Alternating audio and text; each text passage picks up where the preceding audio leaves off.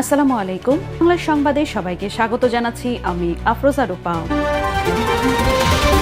Peer পদ্ধতি আগামী সংসদের উপর ছেড়ে দিতে বললেন মির্জা ফখরুল। জানালেন খ্রিস্টান সহ সব সম্প্রদায়ের প্রতিনিধি থাকবে উচ্চ কক্ষে। নির্বাচন কমিশনের সাথে জামায়াতে ইসলামীর প্রতিনিধি দলের বৈঠক, সংসদের আগে গণভোট আয়োজনের দাবি। প্রতীকী নির্বাচনে যাবার আশা এনসিপির, জোট কিংবা আসন সমঝোতায় যাবে না হেফাজত, জানালেন মামুনুল। সরকারি এলপি গ্যাস লুটপাটের ঘটনা, স্ট্যান্ডার্ড এশিয়াটিক অয়েল কোম্পানির আব্দুস সালাম মীরকে দুদকে জিজ্ঞাসাবাদ। আগামী নির্বাচনে মানুষ আরেকবার রায় দেবে যে তারা সত্যিকার অর্থেই অসাম্প্রদায়িক বাংলাদেশি, এমন আশাবাদের কথা জানিয়ে বিএনপি মহাসচিব মির্জা ফখরুল ইসলাম আলমগীর বলেছেন, পিআর ইস্যু আগামী সংসদের উপর ছেড়ে দিতে হবে। গুলশানে বিএনপি চেয়ারপারসনের কার্যালয়ে খ্রিস্টান সম্প্রদায়ের সদস্যদের সাথে মতবিনিময় শেষে মির্জা ফখরুল এসব কথা বলেন। নির্বাচনে সারা দেশে খ্রিস্টান সম্প্রদায়ের সমর্থন চান বিএনপি মহাসচিব।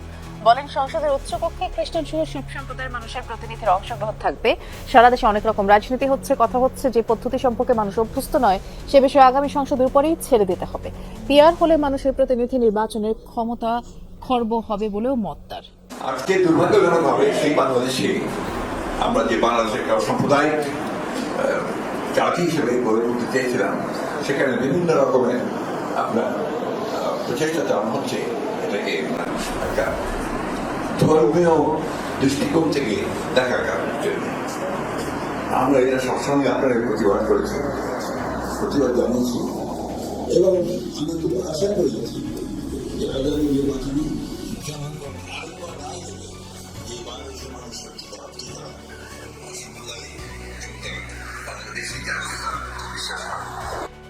জাতীয় নির্বাচনের আগে নভেম্বরে গণভোট নিতে মানসিকভাবে নির্বাচন কমিশনকে প্রস্তুতি নেওয়ার পরামর্শ দিয়েছে জামায়াতে ইসলামী, জানিয়েছেন দলটির নায়েবে আমির ডাক্তার সৈয়দ আব্দুল্লাহ মোহাম্মদ তাহের।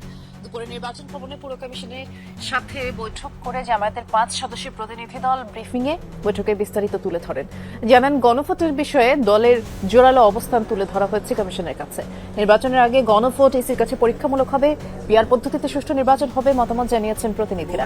এ সময় প্রবাসীদের ভোট দান, ভোটার লিস্ট, জাল ভোট রোধে নির্বাচনে নিরপেক্ষ কর্মকর্তা নিয়োগ সহ সংশ্লিষ্ট বিষয় সম্পর্কেও জানতে চান। কিছু ক্ষেত্রে পরামর্শ দেয় জামায়াত ইসলামী এবং নির্বাচনের আগে গণভোট না দিলে দলের অবস্থান কি হবে সে প্রশ্নের স্পষ্ট জবাব তিনি দেননি। একসাথে হওয়ার ব্যাপারে কোনো কোনো দলের মত আছে, আমরা বলেছি না, এটা আলাদা হইতে হবে, কারণ দুইটা বিষয়। একটা হচ্ছে আমাদের কতগুলো রিফর্মস আছে, এটা ইলেকশন যখন হোক, ইলেকশন যেভাবে হোক, তার বাইরে এটা জাতির জন্য একটা স্থায়ী একটা রিফর্মসের বিষয়। এক্ষেত্রে যে প্রস্তুতি দরকার, আমরা রিকোয়েস্ট করেছি যদি ন্যাশনালি সিদ্ধান্তটি হয় যেটা আলাদাভাবে হবে, যেটা আমরা চাচ্ছি নভেম্বরে বাংলাদেশ জামাত ইসলামী সহ আমরা অনেকগুলো দল চাচ্ছি। আগামী নির্বাচনে এনসিপি এককভাবে অথবা জোটগতভাবে অংশগ্রহণ করতে পারে বলে জানিয়েছেন জাতীয় নাগরিক পার্টির উত্তরাঞ্চলের মুখ্য সংগঠক সার্জিস আলম। দুপুরে জামালপুর জেলা পরিষদ মিলনায়তনে এনসিপির জেলা উপজেলা কমিটির সমন্বয় সভা শেষে এসব বলেন তিনি। এ সময় জোটগতভাবে নির্বাচনে গেলেও শাপলা প্রতীকে নির্বাচন করার আশা ব্যক্ত করেন তিনি। শাপলা প্রতীক দিতে আইনগত বাধা নেই দাবি করে সার্জিস বলেন, নির্বাচন কমিশন চাইলে আইন মন্ত্রণালয়ের মাধ্যমে তালিকা সংশোধন করতে পারে, পরে বিদেশি কোম্পানির কাছে চট্টগ্রাম বন্দরের রক্ষণাবেক্ষণের দায়িত্ব দেওয়ার ইস্যুতে তিনি বলেন, নানা সিন্ডিকেটের কারণে যে প্রতিষ্ঠান থেকে যতটুকু প্রাপ্তি আসার কথা তা আসছে না, তাই দেশের স্বার্থে এমন সিদ্ধান্ত সবার নেওয়ার স্বাধীনতা থাকবে। এনসিপি এককভাবে আগামী নির্বাচনে যেতে পারে, কোনো অ্যালায়েন্সের মধ্য দিয়ে নির্বাচনে যেতে পারে। তবে যদি সেটা অ্যালায়েন্স হয় তাহলে সেটা হবে একটা ইলেকট্রাল আন্ডারস্ট্যান্ডিং। এনসিপি, জাতীয় নাগরিক পার্টি এনসিপি নামেই নির্বাচন করবে। এনসিপি তাদের, আমরা যেটা প্রত্যাশা করছি যে আমাদের প্রতীক শাপলাতে আগামী নির্বাচন করবে।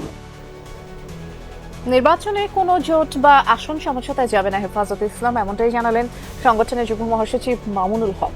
সংবাদ সম্মেলনে তিনি জানিয়েছেন, জামায়াত ইসলামী সম্পর্কে হেফাজত আমিরের বক্তব্য ব্যক্তিগত।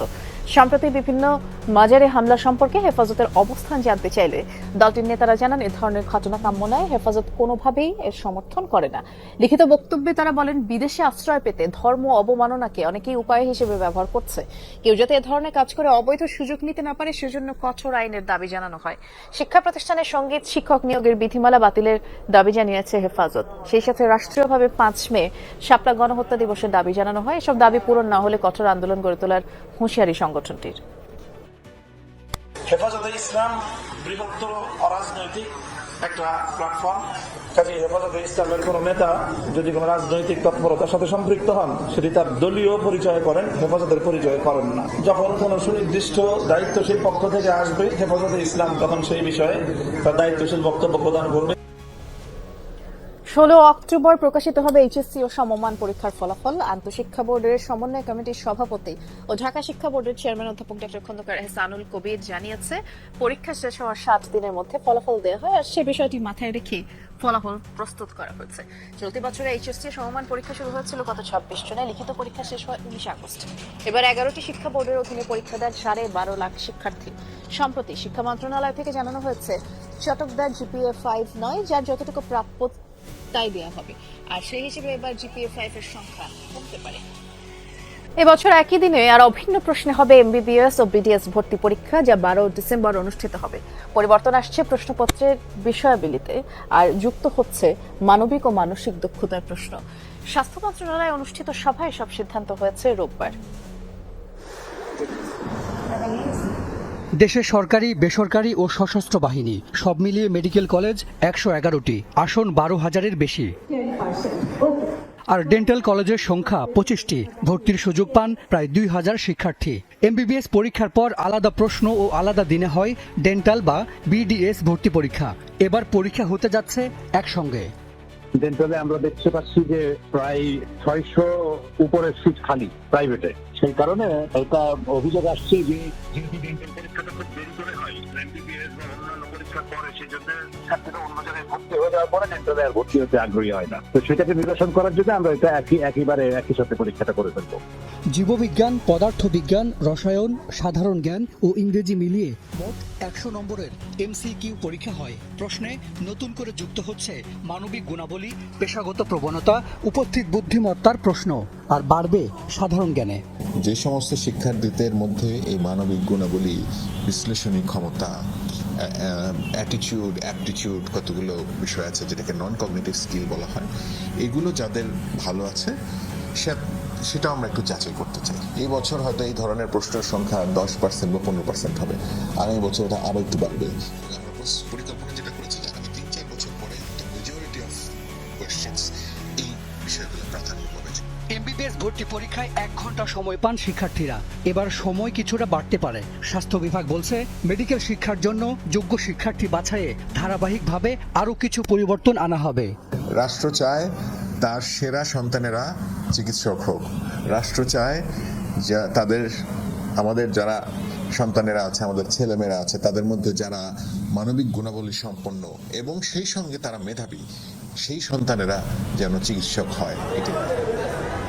এদিকে শিক্ষার্থীরা যাতে নিজের পছন্দ মতো প্রতিষ্ঠানে ভর্তি হতে পারে, সেজন্য অটোমেশন পদ্ধতিতেও কিছুটা পরিবর্তন আনা হবে বলে জানিয়েছে বিএমডিসি।